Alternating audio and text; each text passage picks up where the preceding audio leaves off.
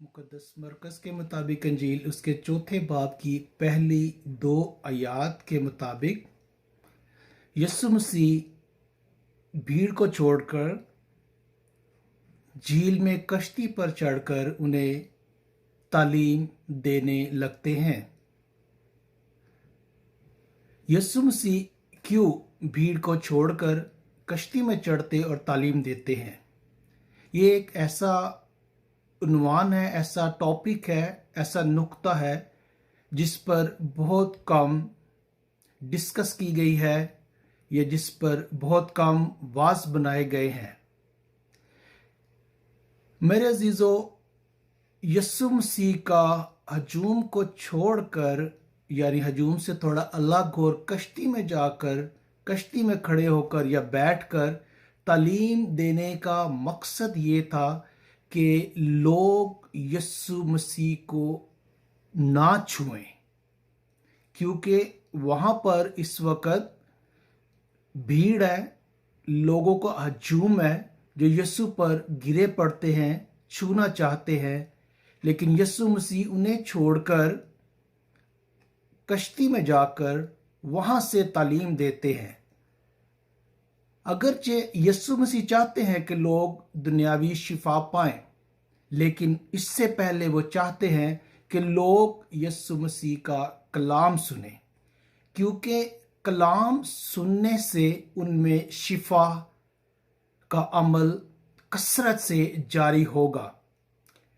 जबकि शिफा जो है वो बदनी है, वो टेम्परेरी भी है, टेम्परेरी तो नहीं कह सकते, लेकिन आखिरकार उस जिस्म ने, उस फानी जिस्म ने ख़त्म हो जाना है, इस दुनिया को छोड़ देना है।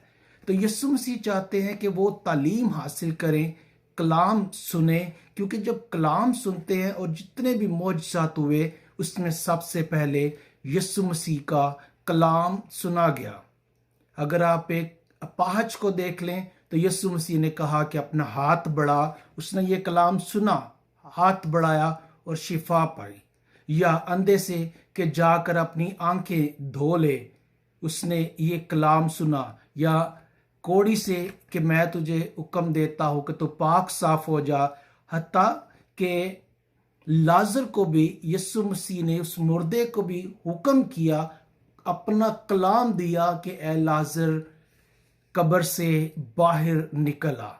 तो अभी शुरू है, अभी यीशु मसीह की मनादी का आगाज़ है मरकज़ की अंजील के पहले अबवाब में। तो यीशु मसीह चाहते हैं कि लोग यीशु मसीह का कलाम सुने। हजूम अगरचे बहुत एक्साइटेड है, वो चाहते हैं कि यीशु मसीह को छुएं और शिफा पाए। हजूम यीशु को छूना चाहता है, जबकि यीशु चाहते हैं कि लोग तालीम हासिल करें।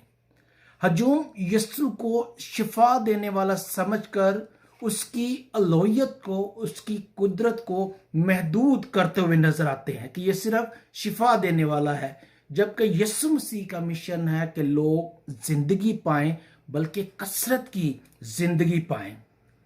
और यीशु मसीह खुदा को एज अ फादर, एक बाप के तौर पर भी मुतारफ करवाना चाहते हैं, क्योंकि उस वक़्त के लोगों ने, उस वक़्त के आलमों ने या मजहबी रहनुमाओं ने खुदा बाप का जो तस्वर लोगों को दिया है वो बड़ा जाबराना है कि खुदा जाबर है, बदला लेने वाला है, गुस्सा करने वाला है और वो बहुत जाबर है। इसलिए लोग डरे और सहमे हैं।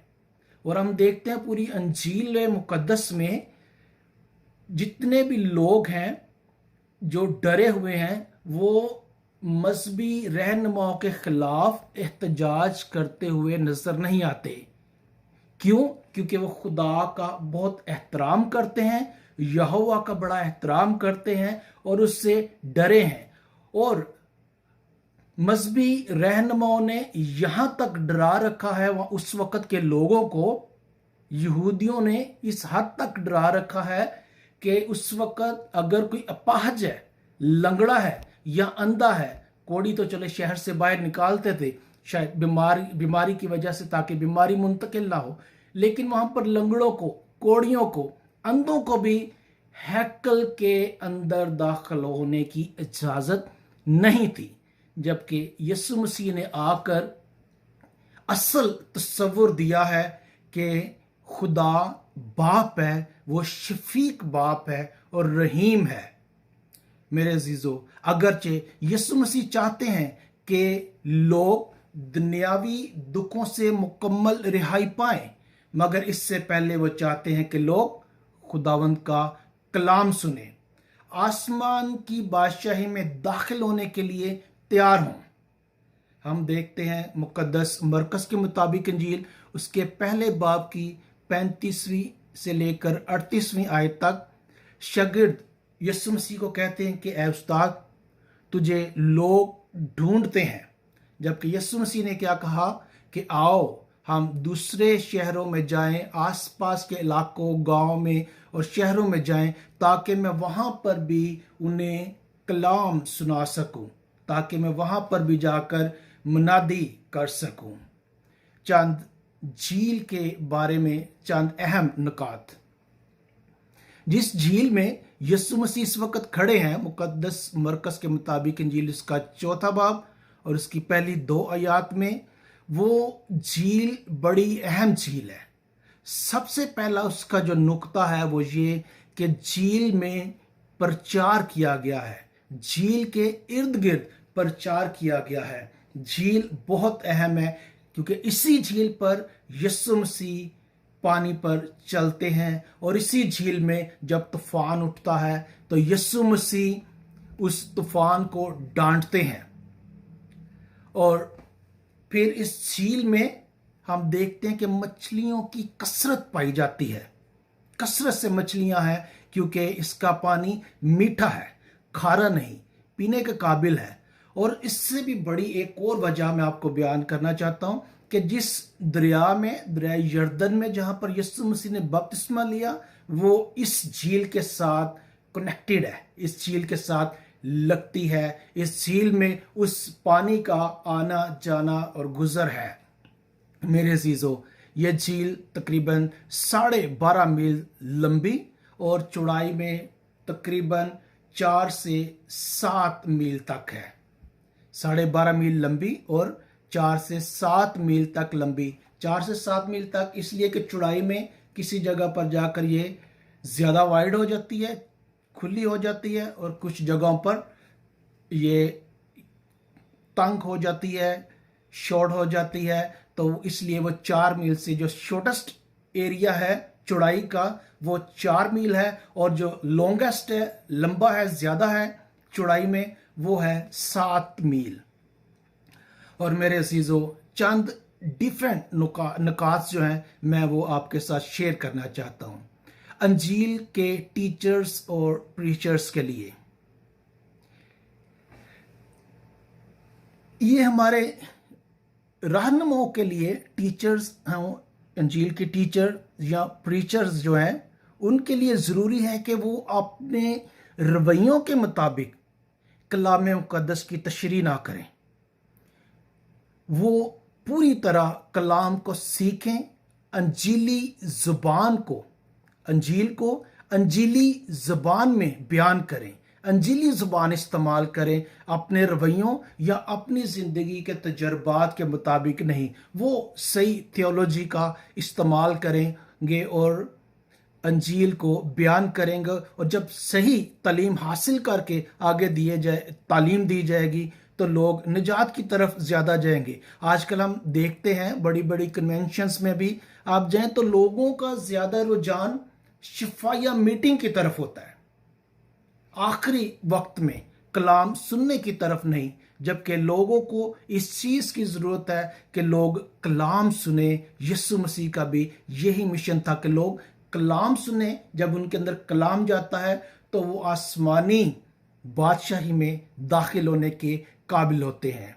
एक और नुक्ता मैं बयान करना चाहता हूं कि अंजीली जोग्राफिया जो है, इसे समझना भी हम सबके लिए और ख़ास तौर पर टीचर्स और प्रीचर्स के लिए बहुत ज़रूरी है। क्यों?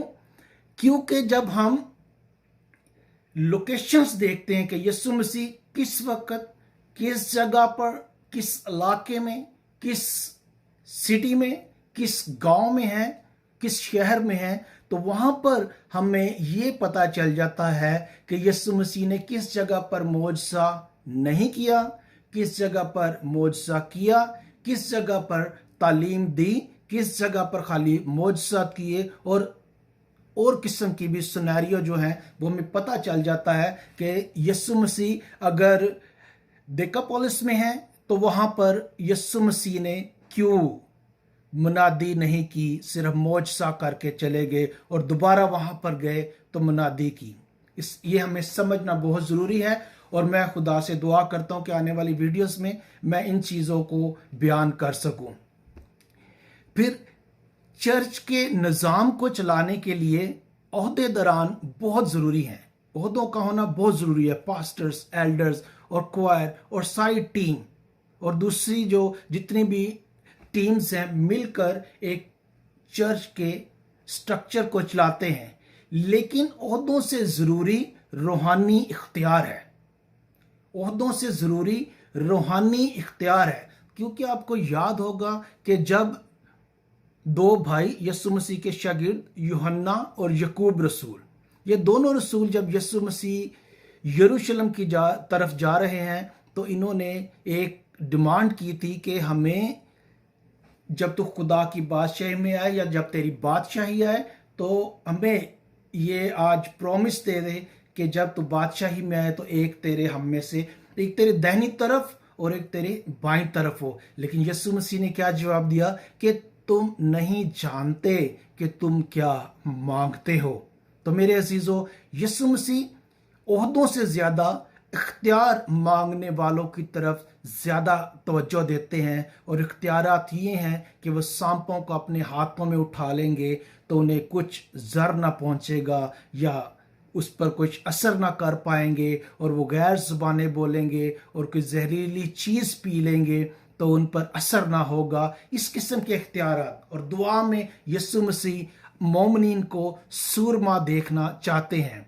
फिर मजहबी होना अच्छा है, मगर मजहबी होने से बादशाही, खुदा की बादशाही में दाखिल होना नहीं मुमकिन, बल्कि रूहानी होने से आसमान की बादशाही में दाखिल होना मुमकिन है। क्योंकि आपको याद होगा जब निकोदेमुस यूहन्ना की अंजील उसके 3 बाब में यीशु मसीह के पास आते हैं, और वो निकोदेमुस का कितना बड़ा ओहदा है, लेकिन खुदावन ने कहा कि जब तक कोई नए सिरे से पैदा ना हो आसमान की बादशाही में दाखिल नहीं हो सकता। तो आइए मेरे अजीजों, हम सब ये दुआ करें कि ओहदे जो दुनियावी हैं उनके साथ साथ बल्कि उनसे बढ़कर हमें इस तरफ मुतवज्जा होना चाहिए और तवज्जो करनी चाहिए कि हम रूहानी इख्तियार हासिल करें, और वो इख्तियार हासिल करें जो खुदावंद ने हमारे लिए रख छोड़े हैं। आमीन।